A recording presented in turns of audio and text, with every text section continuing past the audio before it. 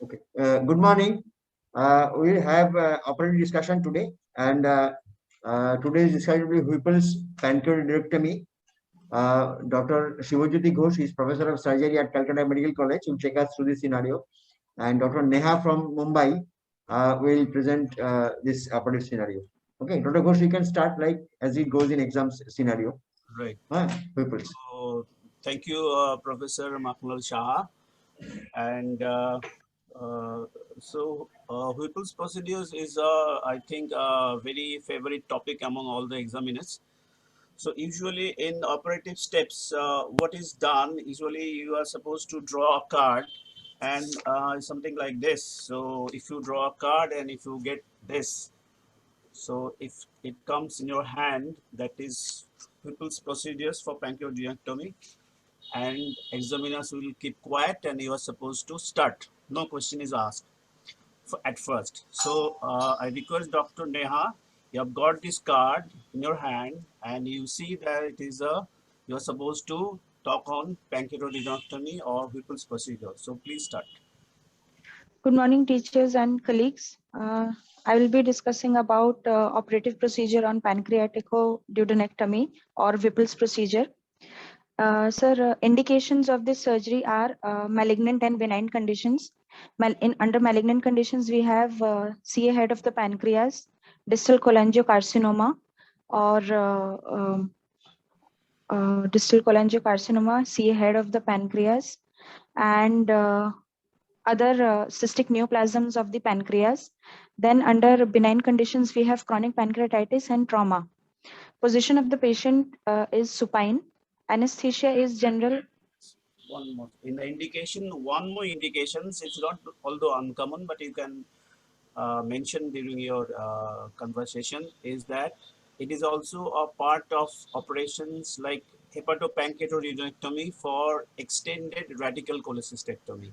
Sometimes in gallbladder carcinoma, if the duodenum is involved and if it seems that it is locally advanced and resectable, then as a part of that hepatopancreaticoduodenectomy, right? So you can Okay, add sir. it as the last indication. Okay. Okay, sir. Thank you, sir. Then, sir, position of the patient is supine and anesthesia is general anesthesia with endotracheal intubation. First, sir, we will do a staging incision. One second. If you want to get good marks, I think Whipple's is a major operation. So you'll have to tell something about the assessment of the patient resectability, assessment of the resectability, then assessment of all the Okay, sir. preoperative preparation and the assessment of the patient, right? So Okay, sir. you have to talk a little bit on this thing also. Okay, sir. Sir, assessment regarding assessment of the tumor resectability, there are 2-3 criterias regarding which if the tumor involves those structures, it is considered as irresectable. The tumor is considered not resectable. That is, if there is direct involvement of the portal vein, superior mesenteric artery, superior mesenteric vein, IVC or aorta, or any of the retroperitoneal structures, then the tumor is deemed as irresectable, and we do not proceed ahead with the surgical. Do not go ahead with the surgery. No, in other words, instead of that, you can say that either it is a resectable or it is a borderline resectable tumors. So when you say it is resectable, that means the tumor is confined within the pancreas and there is no distal lymphadenopathy and there is no involvement of the vessels in the name of superior mesenteric artery or portal vein or superior mesenteric vein. So if these are not involved and the disease is confined within the pancreas and there is no distal lymphadenopathy, that means it is clearly resectable. So this is number one. So this we assess. And number two is sometimes there is a term called borderline resectable tumors, which are borderline when the vessels are involved, and this when defined as the borderline resectable tumors, the patient receives neoadjuvant chemotherapy, and if there is no further progression of the disease, then it can again can be subjected to Whipple's procedures. Yes, sir. That is how you decide resectability. Then patient assessment. Then, sir, patient assessment. Regarding patient assessment, these patients are chronically dehydrated. They are jaundiced and have multiple metabolic derangements in the body. Regarding the hydration status, we will assess the hydration status by looking at the skin turgor, thirst, tongue, under general assessment and general condition of the patient. Regarding specific pre-op assessment, we also need to do certain blood tests like complete blood count, CBC, which will reveal if the patient is anemic and has low hemoglobin. Also, we need to see the albumin status. If the albumin level is less than 3.5, there might be high chances of post-operative complications and leak. INR status is also to be seen because in many circumstances, the patient has deranged coagulopathy. We need to correct that either with vitamin K, and if it is not corrected with vitamin K, then we need to give fresh frozen plasma. These patients also need to be resuscitated properly before undertaking for surgery. We have to admit them and we have to start them on broad spectrum antibiotics prior to the surgery to prevent post-operative complications of infection. We also have to catheterize them and monitor their urine output so that we can estimate their hydration status properly and accordingly take protocol decision regarding hydration. Uh, uh, Also, we would like to hydrate them so that they do not undergo into hepatorenal syndrome. So, sir, these are the certain specific complications or preparation of the patient prior to surgery. Correction of anemia, correction of coagulopathy, and hypoproteinemia if it is there. So in other words, first thing is assessment of the performance status. Number two, assessment of the nutritional status. Number three is if the patient is jaundiced, so you'll have to see the level of bilirubin. So there is now controversy regarding preoperative biliary drainage. Some surgeons prefer to have preoperative biliary drainage if the bilirubin level is more than 15, or some surgeons would like to go ahead without preoperative biliary drainage, right? So these are Yes, the sir. things that you'll have to assess preoperatively. So when you Yes, sir. think the patient is fit for this major surgery, then you proceed for the surgical theater. Okay, Yes, sir. now you proceed. Sir, incision, we will take the patient in supine position and proceed with general anesthesia with endotracheal intubation. Sir, incision of the patient would be a bilateral subcostal incision or a rooftop incision. Sir, before that, we can do a staging laparoscopy, or after the incision, we can do a primary survey of the abdomen to rule out occult metastasis and to see whether we can go ahead with the procedure. After these occult metastases When have do been you like ruled to out, do a preoperative diagnostic laparoscopy? sorry, sir. When you are going to do diagnostic laparoscopy, if you want to do diagnostic laparoscopy at all, so what Yes, are sir. the indications for doing diagnostic laparoscopy? Sir, prior to this proceeding ahead with the procedure, I mean, before taking incisions, if we have some diagnostic dilemma, or like if CT or MRI is showing query metastasis of the peritoneum, or it is saying that distal lymph nodes are involved. So before going ahead with the major procedure, we can do a diagnostic laparoscopy just prior to that. Right. If also the CA19-9 level is more than 500. Okay, Right. sir. Yes, So sir. would you like to have some other facilities available in your center so as to you can go ahead with the diagnostic laparoscopy? So you Uh, should have the facilities for biliary stenting or and also the enterostent or duodenal stenting. okay, sir. Okay. Yes, sir. Otherwise, if you have to do, say, if you find it to be inoperable and you need to do palliative double bypass, that is gastrojejunostomy and hepatojejunostomy, in any case, you'll have to open the abdomen, right? So Yes, sir. only if you have the facilities for stenting, then you can abandon the open procedures, and you can, if it is inoperable, then you can ask for biliary stenting as well as duodenal stenting. right? So if Yes, sir. these facilities are not available, then there is no point in doing diagnostic laparoscopy, because in any case you will have to open the abdomen. Okay, sir.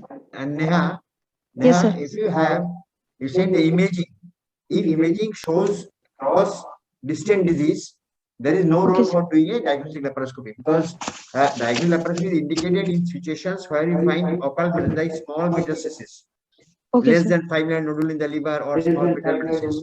If there are gross metastases on imaging, Yes, sir. we will go for other treatment. The diagnostic laparoscopy is not the answer. In that case, you do a US guided FNA and then plan for systemic therapy. Okay, Okay, sir. so Okay, sir. imaging wise, patient was resectable and operable, but you want to do a diagnostic laparoscopy, which says the disease to exclude occult metastasis, which can be found in 25 to 30% patients who Okay, has sir. obvious no signs of non-resectability. Okay, Okay, sir. Okay. fine. You can proceed. Sir, after doing a primary survey and ruling out occult metastasis, we decide to So what are go the ahead with things you the. will look for after opening the abdomen? What are things you will look for to exclude any disease, extended disease? Sir, we would look at the surface of the liver, Very omentum, good. and the peritoneum. So liver, ascites, and also root of the mesentery, right? To see Okay, any sir. tumor deposits are over there or not. Okay, sir. Okay, so if these things are not there, then we'll go ahead with the procedures. Okay. Yes, sir. Okay. Sir, first we have to do a cattle brush maneuver to bring down the right flexure of the colon down. This is done by Classically, releasing the. Whipple's operation is described as 6 steps, right? Yes, So sir. if you go by the nice textbook of surgery by Fisher, or previously it was known as Nihas textbook, so it is classically described as 6 steps. So tell me Yes, the sir. 6 steps. Sir, Step 1, you are right, the cattle burst, right? first step Exclusion is of the the. superior vein. You are right. Next.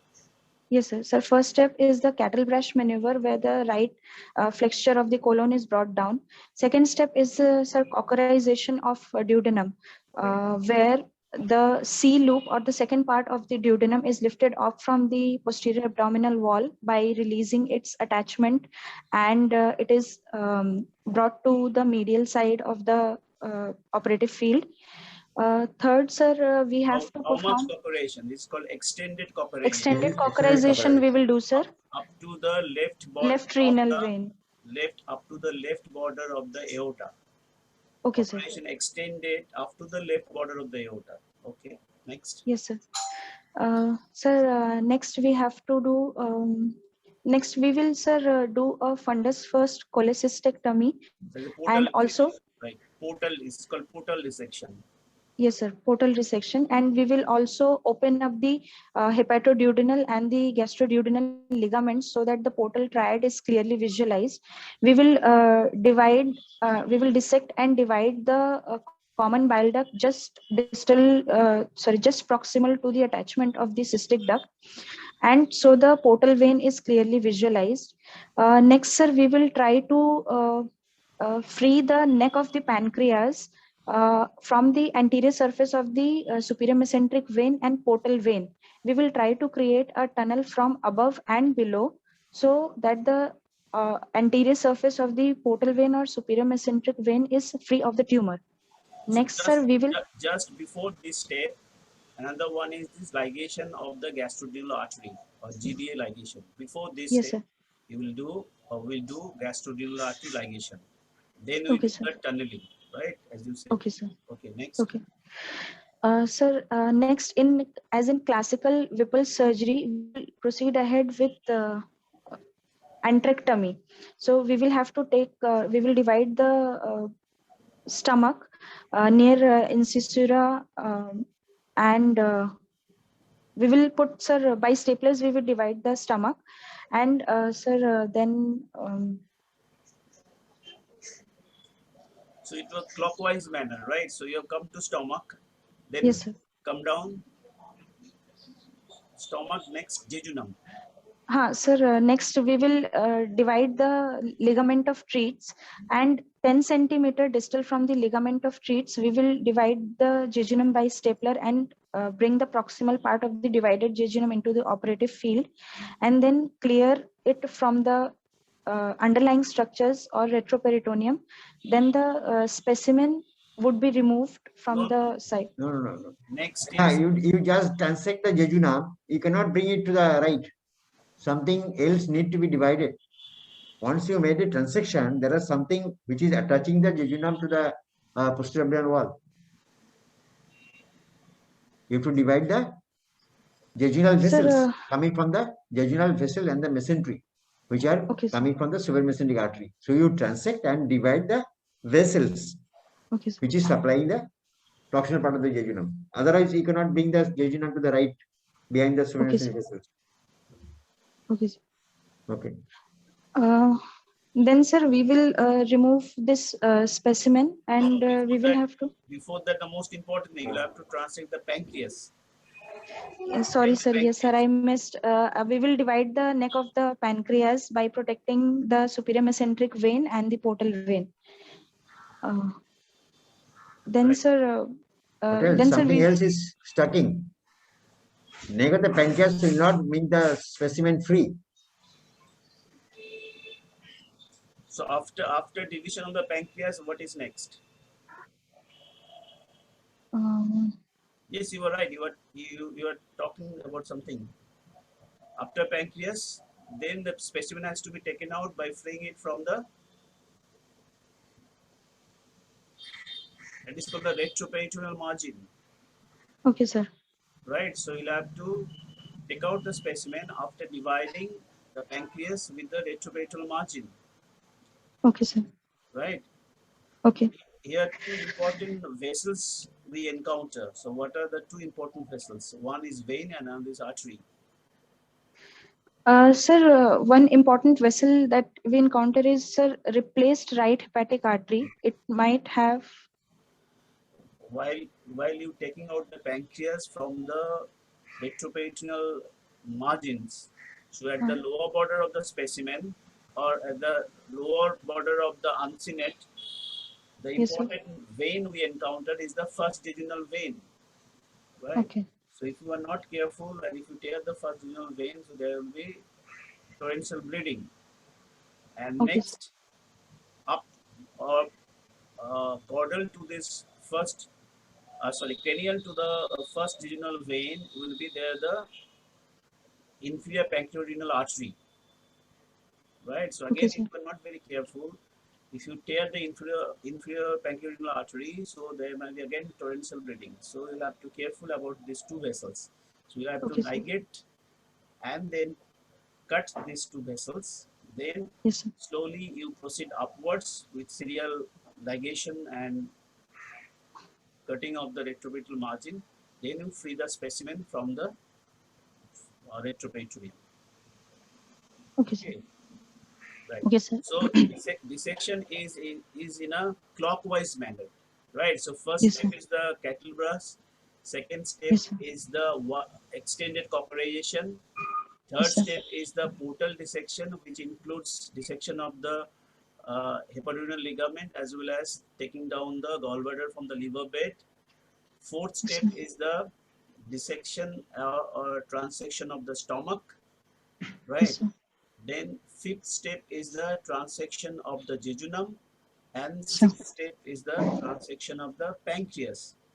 Then you take out the specimen from the retroperitoneal margin by cutting the retroperitoneal margin, by dissecting and the retroperitoneal margin. So this is the resection part. Next comes the maintaining the continuity of the intestines or the anastomotic part. Yes, sir. So how is the standard anastomosis for Whipple's procedures? Sir, to maintain the continuity, we will have to bring the jejunum in a retrocolic manner by creating a window in the transverse mesocolon and dividing its mesentery to gain additional length. And then, sir, the first anastomosis that is done is between pancreas and the jejunum. pancreaticojejunostomy. Sir, it can be done in two ways, either mucosa to mucosa anastomosis or a duct to mucosa anastomosis. No, Sir, duct to mucosa or dunking. dunking. Duct to mucosa is also mucosa to mucosa, right? So Yes, either sir. it is duct to mucosa or it is dunking, or it may be a hybrid procedures combining both dunking and duct to mucosa, right? Yes, sir. Yes, sir. Sir, in mucosa to mucosa technique, Duct to the posterior, duct to mucosa technique, sir, interrupted sutures are taken on the posterior capsule of the pancreas, which is sutured to the seromuscular suture of the jejunum. Then a small enterotomy is performed approximately the size of the pancreatic duct, and interrupted absorbable sutures are taken corresponding with the duct over the jejunum, and then the this suture is completed by again taking seromuscular suture along with the anterior capsule of the pancreas. So this is duct to mucosa technique. In Duncan procedure, uh, there is a enterotomy is made, and sir, U sutures or interrupted sutures are taken, and the pancreas gland is invaginated inside the lumen of the jejunum, and it is fixed in that manner. Sir, then approximately 10 to 15 centimeter What are the away. other options of anastomosis of the remnant pancreas? One is pancreaticojejunostomy. What are Yes, the sir. other options? Sir, other options as in, sir, Bloomgart technique, sir, you No, are these are saying. all modification of pancreaticojejunostomy. Other option is you can anastomize with the stomach. Yes, sir. Posterior wall of the stomach It we is known can as anastomose. pancreatogastrostomy. Yes, sir. So the remnant jejunum, a remnant pancreas can be anastomosed with the jejunum, that is pancreaticojejunostomy. Pancreaticojejunostomy can be duct to mucosa, can be dunking, or can be combination of both hybrid procedures. Yes, sir. Number two, it can be anastomosed with the stomach, that is Yes, sir. pancreatogastrostomy. Yes, sir. Okay. Sir, then the second anastomosis that we have to do is with remaining part of the hepatic duct and the jejunum 10 to 15 centimeter away from the first anastomosis, that is pancreaticojejunostomy. We do our second anastomosis, that is hepaticojejunostomy.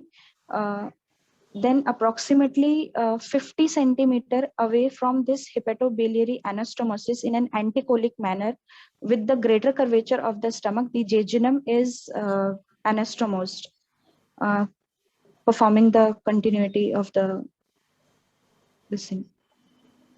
Right. So if you're doing classical Whipple, so it has to be gastrojejunostomy, or if you're doing pylorus prism tracheotomy, then it will be a Yes, sir. pylorojejunostomy. So it is either gastrojejunostomy or pylorojejunostomy. Yes, sir. Right. Okay. The- Then, sir, we would wash the abdomen with this antibiotic solution, and sir, we will put a drain and check there is no intraperitoneal bile leakage or pancreatic leakage, and then, sir, we would close the abdomen in layer. Sir, Before you putting a close, drain. Yes, sir. Before you close, what is the technique for hepaticodocojejunostomy? How do you achieve a good hepaticodocojejuno anastomosis? uh, Hepaticodocojejunostomy. 15 centimeter from the PJ. Yes, sir. What is that? Is end to side or side to side? What technique? Sir, end to side anastomosis is End to performed, side, sir. yes. Then Yes, sir. how do you do that? What suture Sir, material?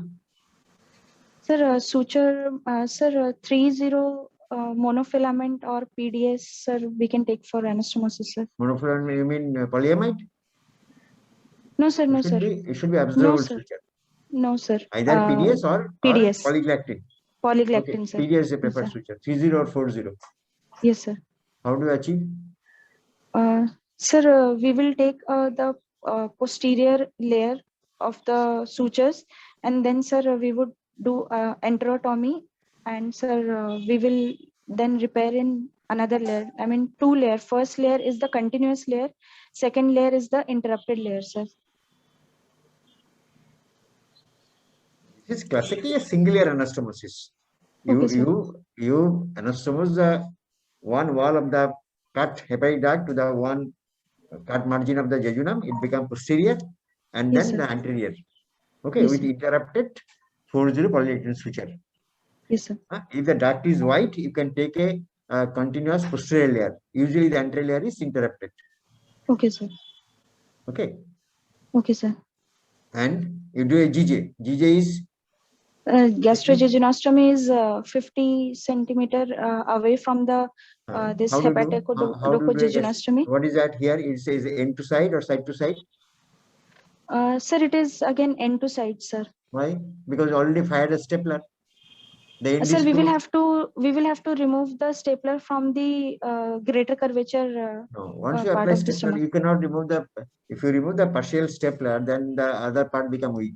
It is better to do a Okay, sir. side to side. If you have a, Okay, sir. if you have fired a stapler, the Yes, whole sir. distal part of the stomach is closed. Now you do a Okay. side to side GJ along the greater curvature. That is not Okay, a sir. problem. And that is Okay, sir. done in which technique? If you are doing Uh, hands-on Sir, GJ, modified. Sir, no, modified Hofmeister technique is used. no, no, that Hofmeister is creating a valve if you're doing a end to side GJ.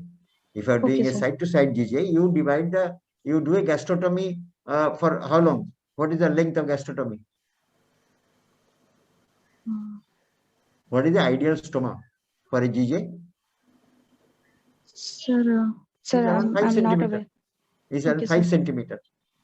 Okay, sir. So you do a, this is classically described as 2-layer or 4-layer. That means you apply a posterior ceremuscular suture, Yes, sir. then do a jejunotomy and gastrotomy Yes, sir. for about 5 centimeter, Okay, and sir. then apply the posterior through and through layer, then Yes, sir. apply anterior through and through layer, and then apply anterior ceremuscular layer.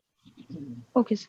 So this is, you see, you have to describe these steps unless you just Okay, say sir. I will do GJ. GJ has got a technique, you know. Okay, But sir. now people are doing even a single layer GJ. Okay, sir. And suture again is either a 3-0 or 4-0 PGS PDS, suture. sir. Yes, sir. So after that, what do you do to prevent hernia? Sir, we will fix the jejunum to the rent that we have created in the transverse mesocolon. We will fix it. Do you explore the aortocaval node while doing pancreatonectomy?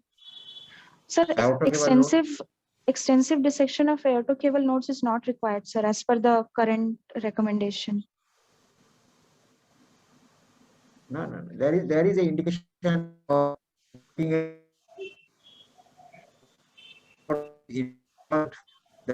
most of the center will do what they will cockerize the duodenum, find the aortocaval node, send it for frozen. If aortocaval node is Yes, sir. positive, then Whipple's procedure is not indicated. You are not doing Yes, sir. extensive dissection. See, Dr. Ghosh?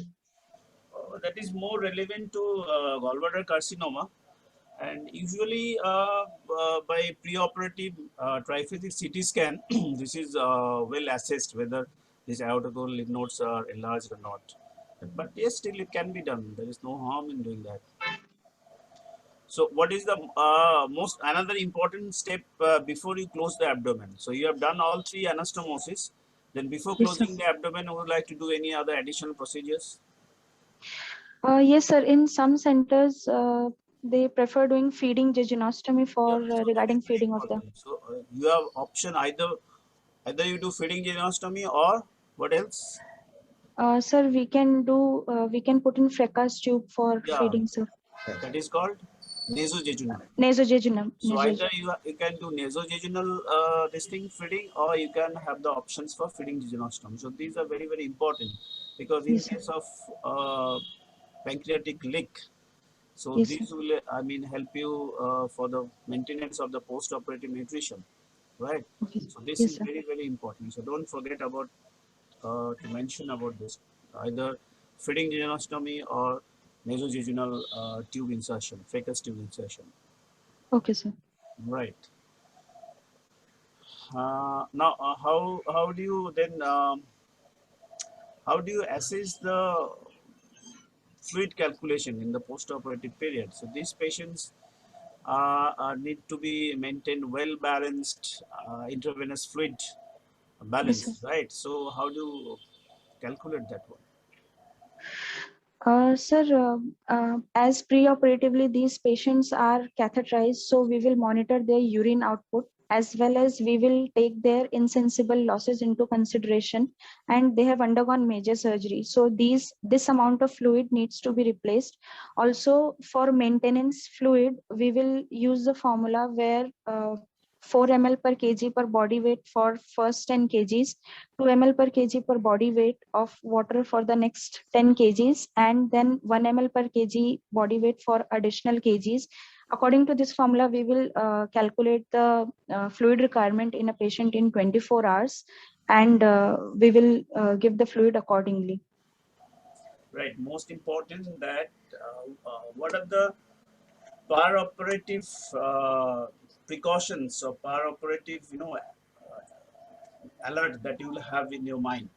So during this, because these operations usually standard operating time is 5 to 6 hours, right? 6 hours standard operating time. So it's a long Yes, time. sir.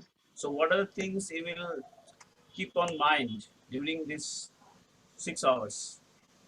Or you ask the anesthetist to keep on alerting you. This is about the blood loss, right? If the patient Yes, has sir. hypotension, so you'll have to ask the patient to avoid any sort of hypotension because all Yes, sir. three anastomosis are there, right? So if there is Yes, sir. hypotension, the chance of post-operative leak will be more. And Yes, also sir. you'll have to ask the anesthetist to avoid excessive fluid, Excessive fluid right? rehydration. Yes, sir. Right, fluid Edema will develop. where edema of what?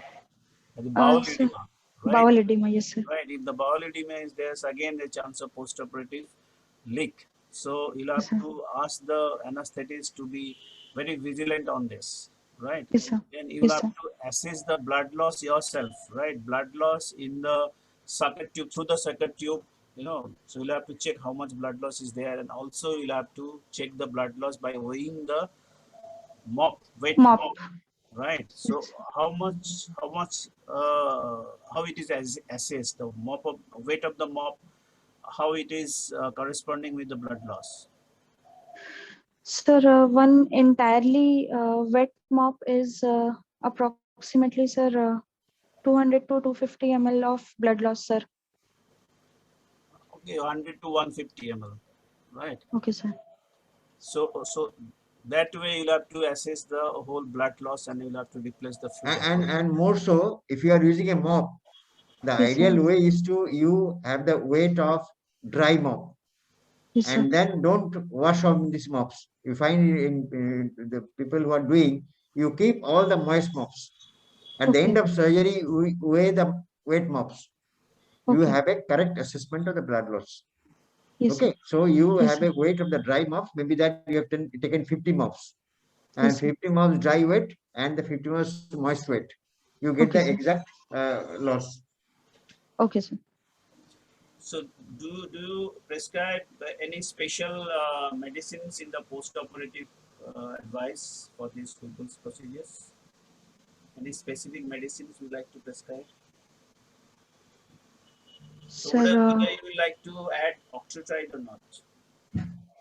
yes, sir. Octreotide have shown in studies to decrease the pancreatic secretion and the volume of the pancreatic secretions. So it will help in the healing of the anastomosis, sir. So, sir, we can advise octreotide in the dose of twice a day or thrice a day regimen, sir. Usually, if the pancreas is very soft and if the duct diameter is less than 3 millimeter, so these are the patients who have a very high chance of postoperative pancreatic leak. So maybe you can use octreotide, right? 100 Okay. microgram subcutaneously 3 days. But Okay. it is not proof that it prevents pancreatic leak, right? Okay, sir. Somebody says there is some beneficial, it is beneficial, some others say it is useless. Okay, sir. Okay, so right. So you tell me about the possible post-operative complications. Sir, the possible post-operative complications are, sir, hemorrhage or bleeding. In order of Uh, frequency, you tell me in order of frequency. Which is the uh, commonest, next commonest, and least commonest? Sir, commonest is, sir, I think, sir, delayed gastric emptying, and then is, sir, a post-operative pancreatic fistula. Right. Then, sir, any intra-abdominal abscess or infection. Then, sir, hemorrhage. Very good. So, according to the textbook, delayed gastric emptying is the commonest, and next commonest is the pancreatic leak. Right. Yes, So, sir. what do you mean by delayed gastric emptying? Sir, delayed gastric emptying implies that patient is not able to return to normal oral intake after 7 days of surgery. 7 or 10. So after 10 days, or even if the oral feeding is started, there again need for reinsertion of the Ryle's tube after 10 days. Right. Okay, So sir. that is known as delayed gastric emptying. Okay, It's sir. basically a delay in return of gastric peristalsis. Yes, sir. When it is delayed by more than 10 days, Okay, and sir. that will be reflected by increased gastric aspirate and Yes, sir. failure of the patient to tolerate oral fluid. Yes, sir. Right. Another is pancreatic fistula, right? Yes, So sir. How do you define? when do you suspect pancreatic fistula? Sir, definition of postoperative pancreatic fistula is any amount of fluid in the drain after post-op day 3. And if we measure the amylase activity of that drain fluid, it is 3 times the value of the serum amylase activity. Then it is diagnosed as postoperative pancreatic fistula formation. Very good. So this is there are different grades. Do you know the grades of pancreatic fistula? Yes, sir. Yes, sir. There are 3 grades, A, B, and C. Very good. Sir, majority of the pancreatic fistula, 95%, which include A and B grade, they can be managed, sir, non-conservatively. Only a very few proportion, Conservatively. Conservatively. A and B can be conservatively, managed conservatively, right? conservatively. And then, sir, only a very few proportion that belonging to grade C may require some reoperation or some intervention, or it may even have a fatality towards the patient as well. Some grade B may have requirement for intervention. Some grade B, Yes, sir. but grade A Percutaneous is drainage all they may biochemical leak. require. Yes, sir. Grade A are all biochemical leak. Most of the Yes, grade sir. B are managed conservatively, but some grade B patient may require intervention. Okay, Maybe sir. radiologic intervention also. Yes, sir.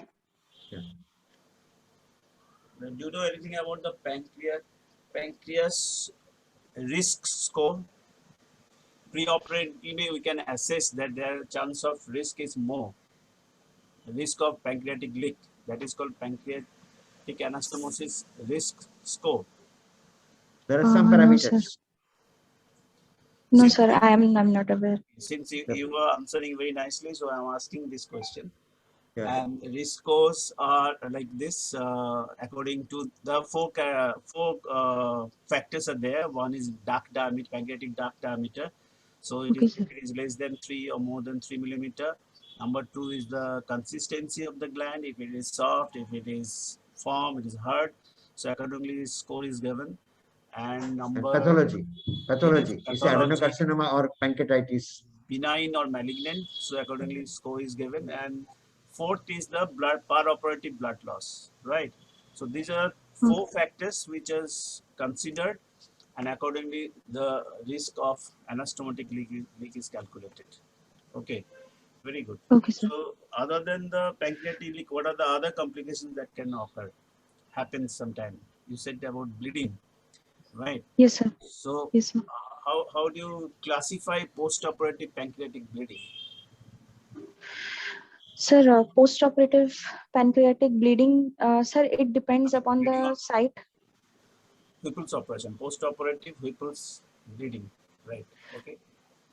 Sir, You may have bleeding immediate. What is that called as? That bleeding is uh, Reactionary hemorrhage. Reactionary hemorrhage, And sir. then you may have secondary hemorrhage. What is the Secondary important cause hemorrhage. of secondary hemorrhage in pancreatidurectomy? Sir, in cases of secondary hemorrhage, it might be due to infection which has led to dissolving the wall of the vessels, Yeah. which may lead to secondary hemorrhage. And wall damage means what? What entity happens?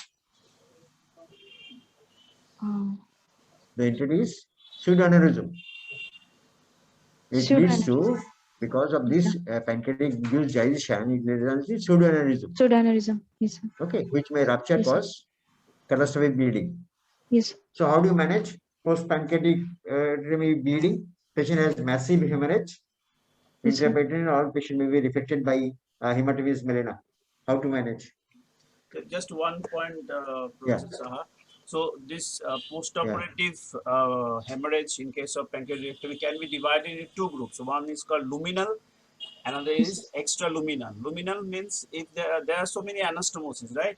So Yes, it sir. can bleed from any of the anastomosis. So if this bleeding from the anastomotic side, so it will be a luminal bleed, right? Yes, So sir. other than the luminal bleed, it can be extraluminal. That means it can be in the peritoneal cavity. That means from you have dissected the specimen from the retroperitoneal areas. So as we had discussed that two important vessels are there, first jejunal branch and the inferior pancreatial artery. So if these are slipped, so there's chance of bleeding from there. And also some minute vessels are there in the retroperitoneal margin, so they can be oozing. And another important source of bleeding is the ligature slip from the gastroduodenal artery, right?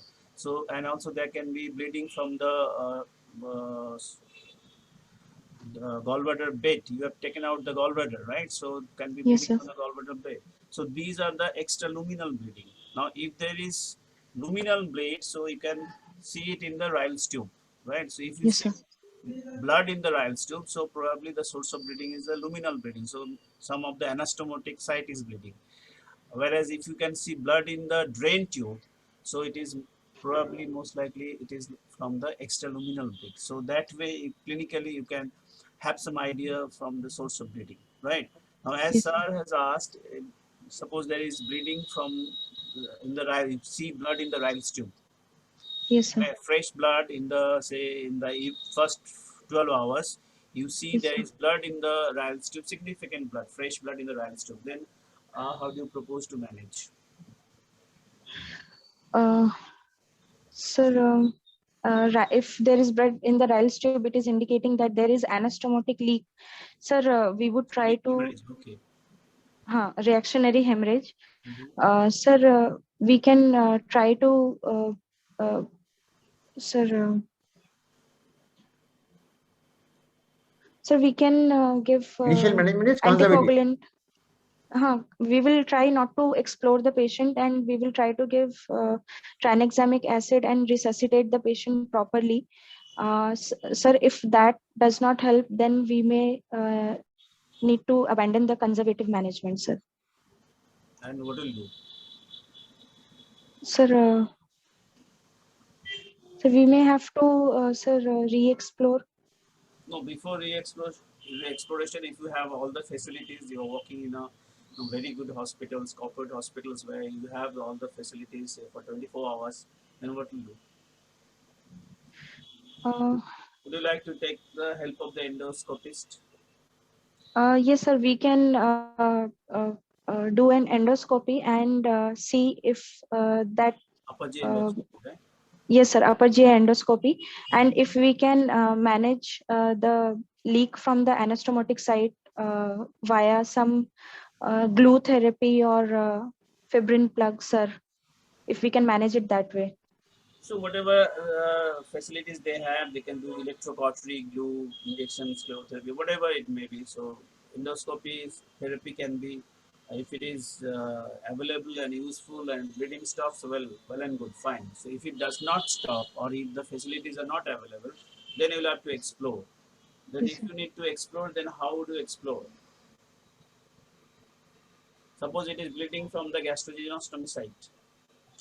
Same Sir, answer is same for if you ask say for vagotomy gastrojejunostomy, right? You have done vagotomy and gastrojejunostomy for benign gastric or duodenal ulcer, And in the Yes, sir. postoperative period, say for first 12 hours, you see there is same thing, blood in the Ryle's tube, Yes, sir. same management, right? Yes, sir. If you need to explore, Yes, sir. then Sir, how? we would not touch the anastomosis. We would have to do an anterior gastrostomy, and we will have to gastrotomy, and then we will have to repair from wherever the blood is, I mean, oozing off. We will have to be very meticulously, and it posteriorly leaks from the posterior wall of the stomach, so we will resuture it, and then after proper repair, and then we will close this gastrotomy. You mean you will do a separate gastrotomy? Why? You Sir, have a gastrojejunostomy in front of you. You yes, sir. open up the anterior layer. You open up the Okay, anterior sir. layer and look at, you don't dismantle the posterior layer. Okay. So once you open the anterior layer, you can find the posterior layer, which is the common site of bleeding. Okay, So sir. now you overrun the posterior layer and do a re-anastomy the anterior layer. It's not wise to do a separate gastrotomy and look from through the gastrotomy into the anastomotic site. Okay, sir. Dr. Ghosh, Yes, absolutely. you open up Okay, the sir. anterior layer of anastomosis and Okay, sir. look at the posterior layer, whether it's bleeding or not. It's not described that do a separate gastrotomy for that. Okay, sir. Okay. Well, so right. Delayed hemorrhage following pancreatectomy. Delayed hemorrhage after maybe 2 weeks. Patient has massive hemorrhage, patient in shock. Sir, first we will resuscitate the patient properly and build up hemoglobin, and patient should be vitally stable. Then, sir, if we are able to manage the patient and stabilize it, then we can do a CT angio and then go for embolization. If we are not So able what is to the resuscitate the usual reason? patient, Delayed bleeding means there is chance of pseudoaneurysm, the pseudoaneurysm has perforated and it is rupture of leaking, sir. pseudoaneurysm. Yes, sir. So CT angio and possibly therapeutic embolization. Yes, sir. If the patient is stable, if not stable, then we will have to take him to operating theater and then explore, sir, and repair the leak.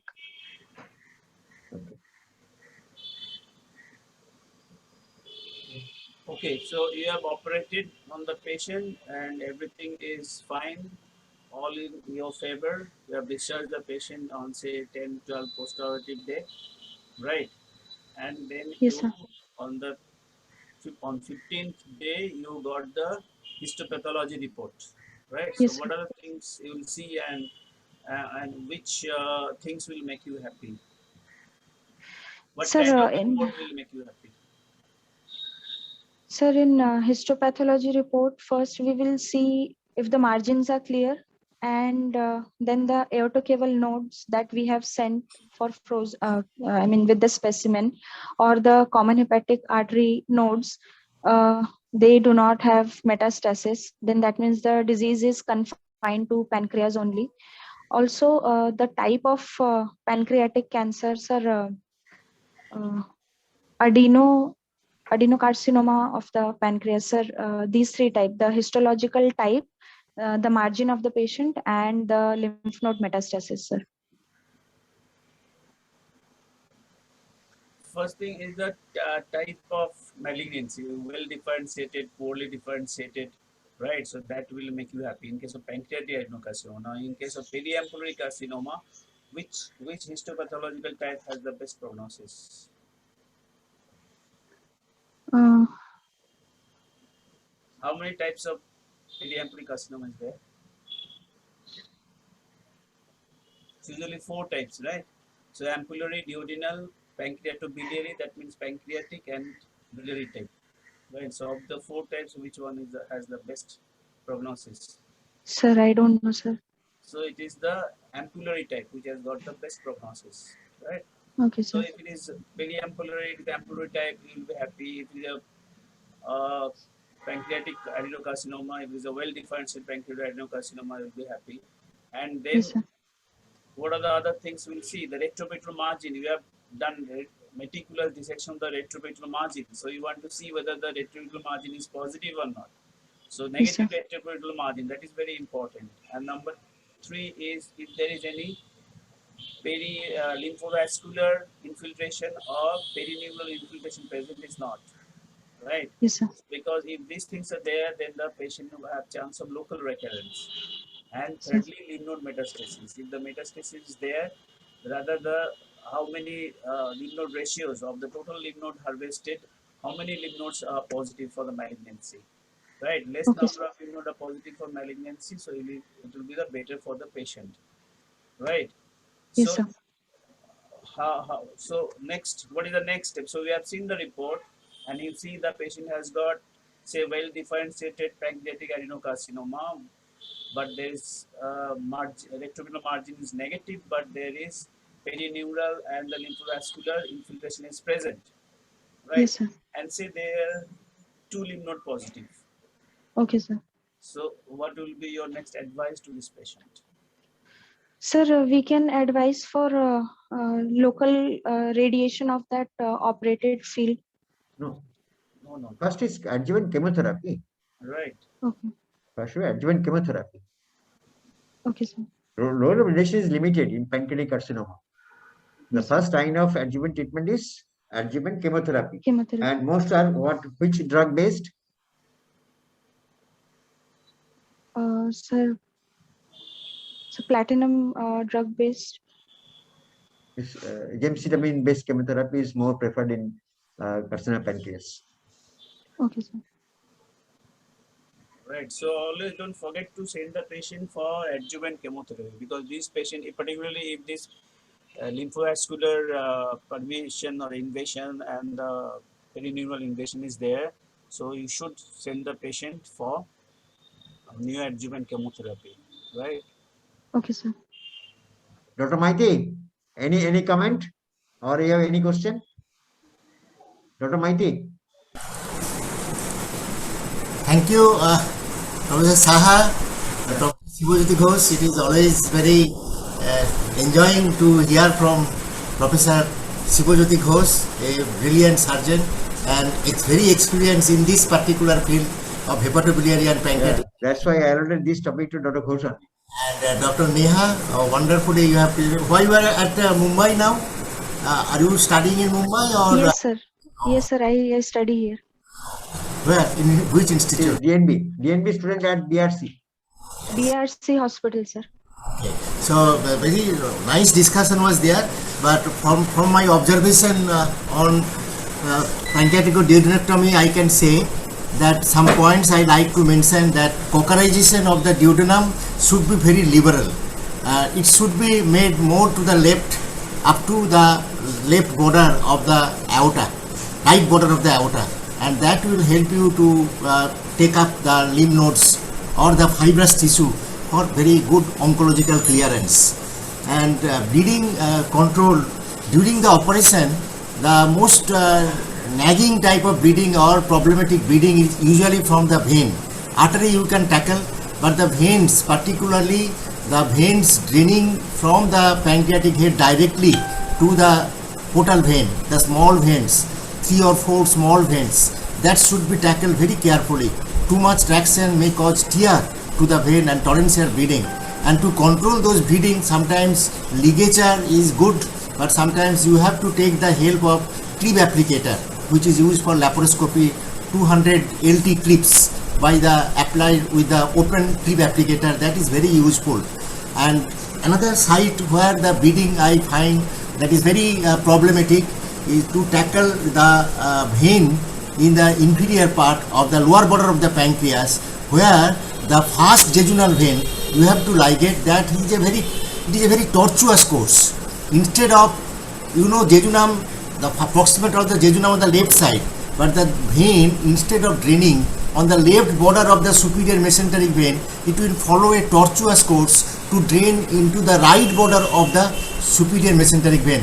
Dr. Shivajyoti will agree with me, and that tortuous course should be remembered, and we have to very carefully ligate that part or that particular vein, in addition to the care taken for the inferior pancreatic duodenal vein, as Professor Makhulas has already mentioned.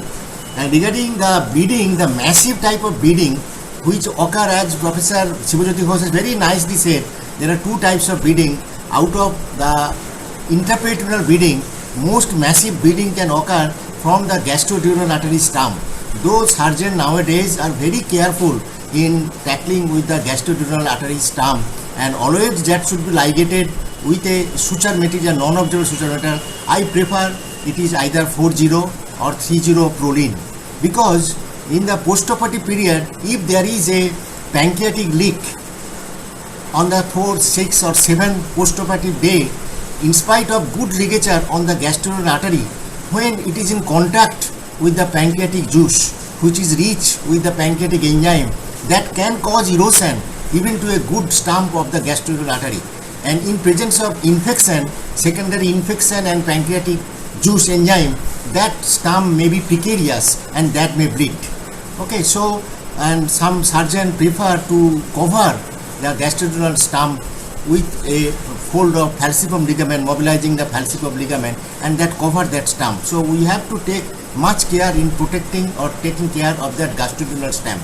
And regarding the dissection, I want to mention that identification of the gastroduodenal artery is sometimes very difficult until unless you carefully remove the lymph node, which usually sits at the junction of, at the bifurcation of the common hepatic artery. So that step of removal of the lymph node, even before the excision of the main specimen, that excision of the lymph node is very important to identify the gastroduodenal artery. And regarding the anastomosis, and you know, when the duct is very narrow and when the pancreas is very soft, those are the situations where the anastomosis is very difficult.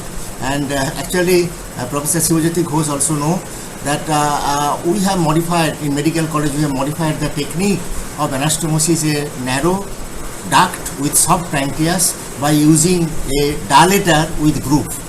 What I do, I introduce a metallic dilator with a groove into the pancreatic duct, and that helps you to take a good bite of the pancreatic wall along with the duct, so that actually problem for a narrow duct, when you are trying to pass a needle through the anterior wall of the or the posterior wall of the pancreatic duct, that cannot have a free movement of the tip, that may hit the opposite wall of the duct. So for that reason, if you place a groove dilator, metallic groove dilator, so you can make the good suture passage or needle passage against the groove dilator. So if you want to see that video, I have placed a video in the YouTube, pancreatico-jejunostomy with the help of a groove dilator in YouTube. You can find that. Interested, you can see the video. Pancreatico. Okay, sir. So that thing I like to mention, and it was very good discussion, particularly the everything, the operative technique, the postoperative complication. In the postoperative complication, all of us had the very dreaded or nightmare to see some of the furious complications of the pancreatic surgery, particularly the pancreaticoduodenectomy. In spite of all efforts, all development in the technique of pancreatic surgery, till the mortality is remaining significantly high. So we should be very careful to reduce as much as possible to minimize the complication. Thank you all. Okay, thank you, Dr. Maiti. Dr. Ghosh, we can conclude. Yeah, yes. Yeah. Thank you. Thank you, Neha. teachers. You have Thank you, presented well. teachers. Thank you, sir. Yeah.